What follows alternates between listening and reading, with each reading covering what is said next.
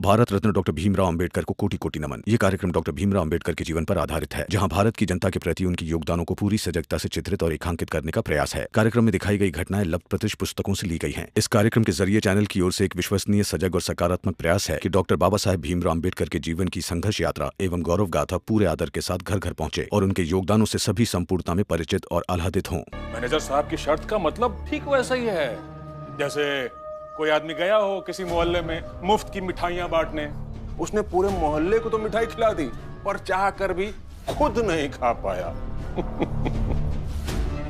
इस भीमराव का हाल भी यहाँ वैसे ही होने वाला है।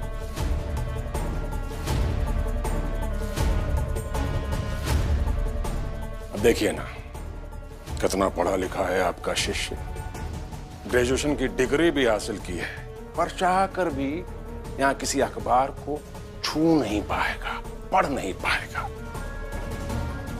और अखबार को छूने या ना पढ़ने के पीछे तर्क सिर्फ इतना ही है गुरुजी, इसका छोटी जात का होना।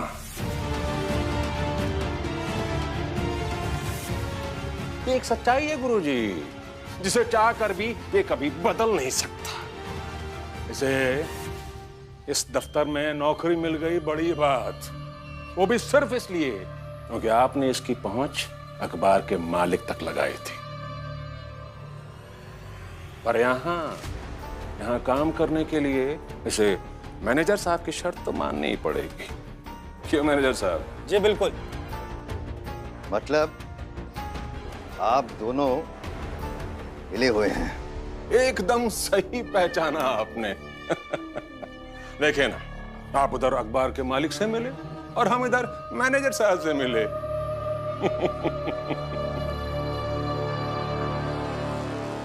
बताओ भीमराव, शर्त मंजूर है या नहीं?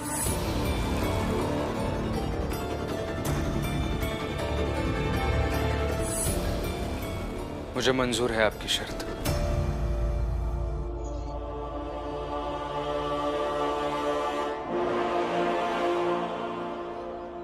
ठीक है, तो एक और शर्त है।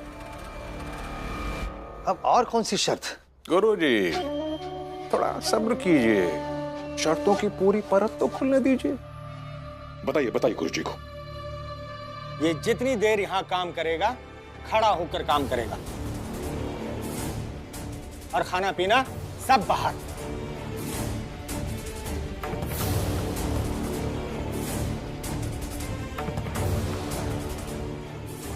ठीक है, ये शर्त भी मंजूर है। अरे क्या हुआ भीमराव, तबीयत तो ठीक है ना तुम्हारी? नहीं, आज तुमने कोई बहस ही नहीं की, अपने अधिकारों की, कानून की कोई दुहाई ही नहीं दी। क्या हो गया? कि नौकरी के लालच में अपने सारे सिद्धांतों को भूल गए क्या तुम? नहीं, सारे सिद्धांत याद है मुझे, मगर एक समझदार व्यक्ति को इतना समझना चाहिए कि अपनी मांग किसके सामने रखे। अब इनके सामने मैं चाहे जो बोलूं, कुछ फायदा नहीं होगा। तो मैनेजर साहब, भीमराव कब से काम पर आ सकता है? ठीक है, कल सुबह 4 बजे से भेज दो। ठीक है, चलिए गुरुजी। भीमराव, जाते जाते एक बार फिर से अच्छी तरह से मेरी शक्ल तो देख लो, ताकि बार बार ये सोचकर तुम्हें गुस्सा आए कि तुम जहां भी जाओगे मेघनाथ को ही पाओगे।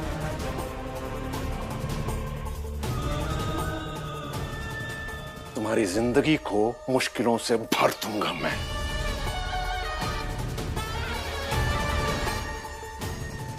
कुछ बोलोगे नहीं भीमराव? आपका छोटा बेटा महिपाल पढ़ा लिखा है। एक काम कीजिए, कम से कम रोज एक अखबार उससे पढ़कर सुनने की आदत डाल लीजिए, क्योंकि अखबार व्यक्ति को जगाता है और आपको जागने की जरूरत है।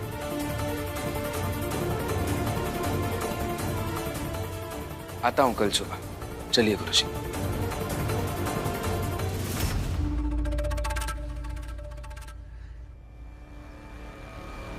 मैनेजर साहब, इस भीमराव से काम लेते समय इसे इतना परेशान करो कि हर पल इसे वैसा ही महसूस हो जैसा वो गिट्टी उठाते समय मजदूरी करके लगता था। इसे एहसास दिलाइए कि छोटी जात का आदमी चाहे कितना भी क्यों ना पढ़ ले, उसकी औकात नहीं बदलती। आने दीजिए ना कल से उसे। सही।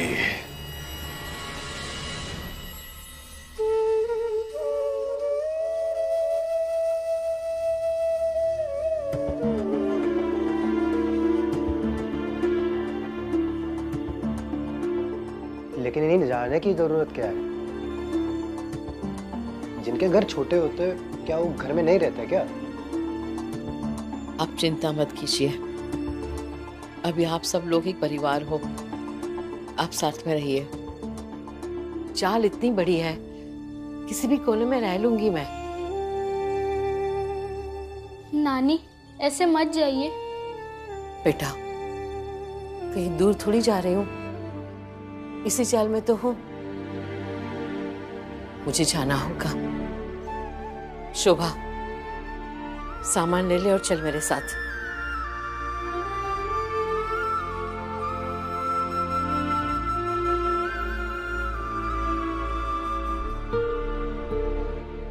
अच्छा मनोहर, क्या लग रहा है ये पुरुषोत्तम सच में बदल गया होगा? अरे नहीं, उनका नहीं लागत है। अरे पुरुषोत्तम जैसा आदमी बदल सका था का? पक्का नाटक कर रहा है। अरे नाटक कर रहा है या बदल गया ये तो पता नहीं, लेकिन आएगा बड़ा मजा। अब देखते हैं कि होता क्या है। पियो चाय पियो। अरे ये बुआ कहाँ जा रही है?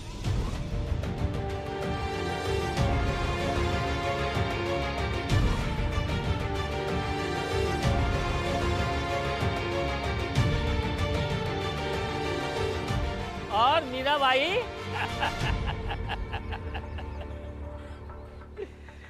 निकल गई। आई बेटी का रिश्ता खत्म।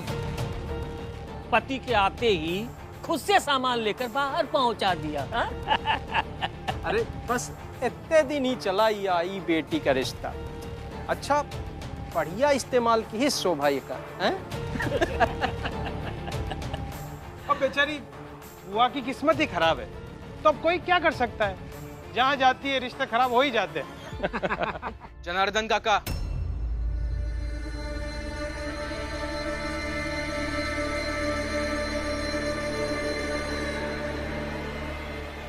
किसी भी रिश्ते को लांछन लगाना आसान है, मगर रिश्ते का सम्मान करना मुश्किल। और अगर आप में से किसी को भी पूरी बात पता नहीं है तो बीच में मत बोलिए।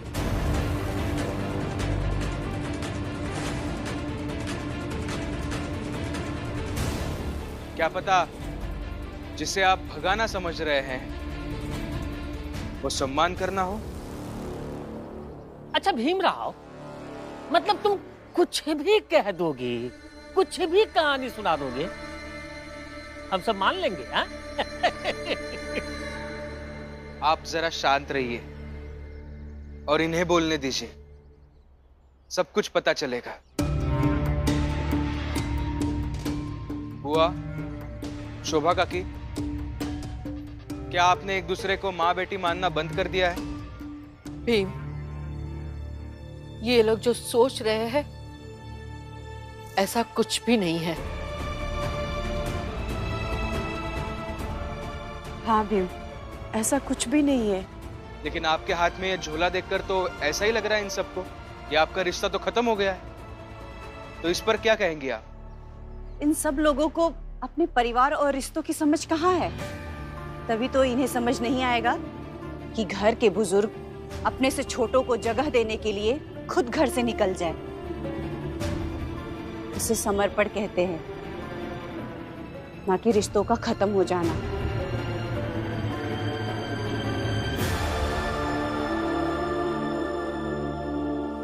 और घर के जो छोटे होते हैं वो बड़ों से इतना प्रेम करते हैं, वो कभी नहीं चाहते कि घर के बड़े कहीं दूर जाए। वो हर संभव कोशिश करते हैं उन्हें रोकने की। शोभा ने भी मुझे रोकने की बहुत ही कोशिश की, लेकिन ये बात ये हितेश, जनार्दन और जोकू को कहाँ समझ में आएगी? ये 3 जने का तो परिवार है ही नहीं, तो ये लोग का जाने परिवार का इज्जत करना। एक ही है हमरे पति देव जोखू जी, इनको अपने पत्नी से कोई लेने देना नहीं है, ये क्या समझेंगे? हो गया क्या? और कुछ जानना है आप सबको? अभी भी आप सबको ऐसा ही लग रहा है क्या कि इनका रिश्ता खत्म हो गया? क्या है ना हितेश काका, कई बार किसी भी रिश्ते में जो बिखराव दिखता है ना, वो बिखराव उस रिश्ते को ज्यादा गाढ़ा बनाता है। बस हो गया भाषण पढ़ना, हो गया ना। लेकिन अंत में हुआ क्या कि तुम्हारी बुआ घर से निकाल दी गई। अब इस बात पर विचार करो कि तुम्हारी बुआ अपनी घर से निकाली गई और शोभा के घर से भी, तो अब ये बेचारी रहेगी कहाँ? हाँ?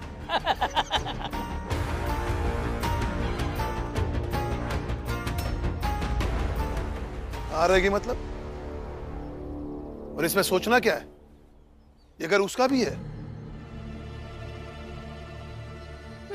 नहीं, ये औरत अपने घर नहीं रहेगी। मुझे इसे देख के गुस्सा आता है। ये नहीं रहेगी अपने साथ, नहीं रहेगी। ले नाटक शुरू हुई क्या? रहना भी नहीं है मुझे। मुझ अकेली को रहने के लिए कौन सा बड़ा संसार चाहिए? इतनी बड़ी चाल है, कहीं भी रह लूंगी मैं। मेरा ऐसे कैसे कहीं भी रह लोगी? ये घर भी तुम्हारा है।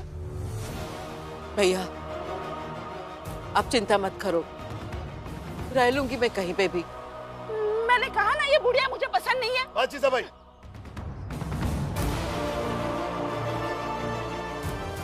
अंदर चलो, मुझे तुमसे कुछ बात करनी।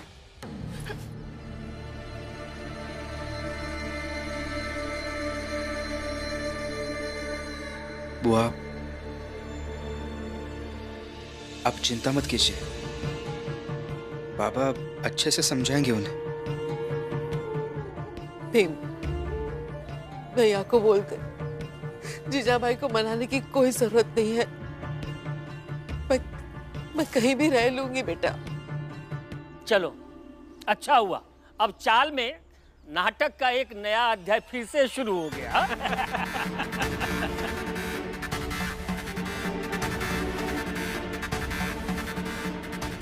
लो बहुत जन आ गए, अब पूरा मजा आएगा। राम जी, अरे बताओ तो क्या फैसला किए हैं? राम जी, अरे मना लिया अपनी पागल पत्नी को, हैं? देखिए मुझे बहस नहीं करनी है, ये मेरा फैसला है। वो बुढ़िया अंदर नहीं आएगी तो नहीं आएगी। वो बुढ़िया नहीं है, वो मेरी बहन है। अच्छा, वैसे तो मैं भी पागल नहीं हूँ, मगर बनी हूँ ना पागल। किसके लिए? आपके लिए, आपके उस बेटे के लिए। इसी तरह आप भी अपनी बहन को बुढ़िया मान लीजिए और उसे बाहर ही रहने दीजिए। और वैसे ये क्या कम है कि इस बात पे मैं नाराज नहीं हूं कि वो यही कहीं चाल में रहेगी। अरे तुम पागल बन गई हो तो उसके बदले मैं भी तुम्हारा गुलाम बन गया हूं और आगे भी रहूंगा, लेकिन मीरा के साथ ऐसा व्यवहार मत करो। ठीक है, ऐसा व्यवहार नहीं करूंगी। तो मैं जाकर अब बताती हूँ कि मैं पागल नहीं हूं। सबका नाम लूंगी मैं और कहूंगी कि सबने मिलकर मुझे पागल बनने कहा ताकि भीम बड़ौदा जाने से रुक जाए। ठीक है, जाओ कह दो। सोच लीजिए। सोच लिया, जाओ कह दो। पहले ही दिन मुझे आपकी बात माननी नहीं चाहिए थी। बाहर जाकर सबको बताऊंगी, फिर जो होगा देखा जाएगा। जीजा भाई, मैं तुम्हारे हाथ जोड़ता हूँ, ऐसा मत करो। मैं भी हाथ जोड़ती हूँ। जैसे चल रहा है वैसे चलने दीजिए। आपका बेटा आपके पास रहेगा और मेरा पति मेरे पास रहेगा।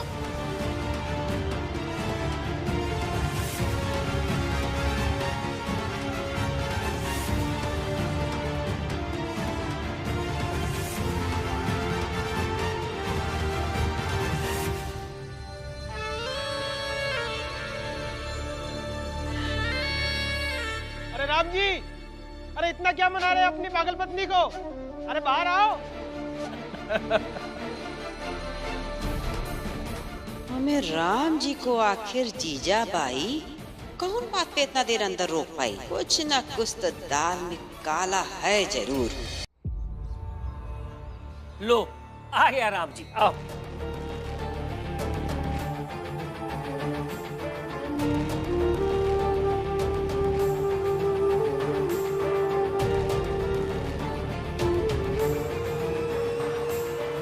अब चिंता मत करो, मैं कहीं भी रह लूंगी।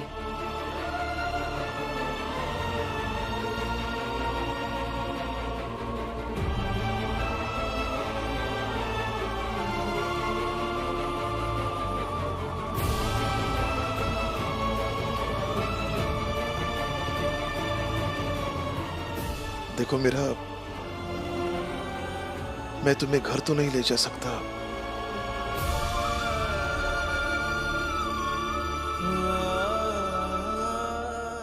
मेरी कुछ मजबूरियां हैं जो मैं तुम्हें बता नहीं सकता। लेकिन कम से कम जाल के एक सुरक्षित हिस्से में तो रख सकता हूं ना। चलो। क्या मजबूरियां है आपकी? फिर से कहिए। मैं कहूँ फिर से क्या कहा? कहूँ इन्होंने कहा कि ये घर में नहीं रह सकती। और एक बार कहूँ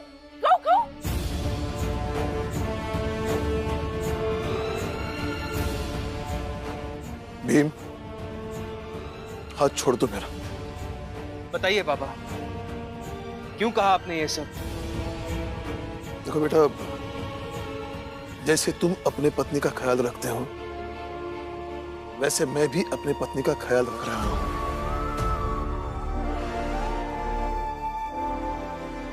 इसमें गलत क्या है? गलत? ये बहन है आपकी, हमारी बुआ है। चाहो तो तुम मुझे गलत समझ लो, लेकिन मेरा हाथ छोड़ दो। गलत समझना क्या है आपको बाबा? गलत कर ही रहे हैं आप।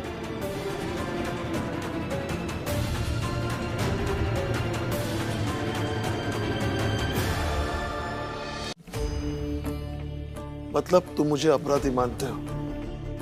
ठीक है, तो मानते रहो। चल मेरा। बाबा, बाबा मैं अभी भी कह रहा हूं गलत कर रहे हैं आप। अब तुम क्यों रोक रही हो मुझे? तुम्हें दिख नहीं रहा है बाबा गलत कर रहे हैं? वो गलत कर रहा है या गलत दिख रहा है वो नहीं पता है मुझे। आप अंदर चलिए। लेकिन आप अंदर चलिए। तुम दोनों जाओ जाओ जाओ अंदर जाओ, जाओ जल्दी।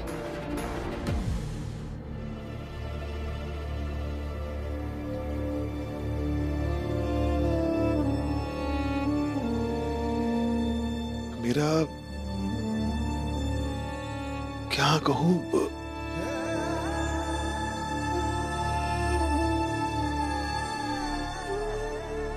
मेरे आंखों के सामने रहेगी तो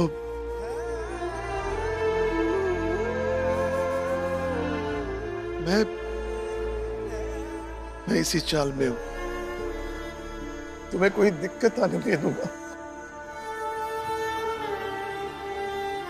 भैया, मैं आपको समझ सकती हूँ, आपकी बातों को भी समझ सकती हूँ।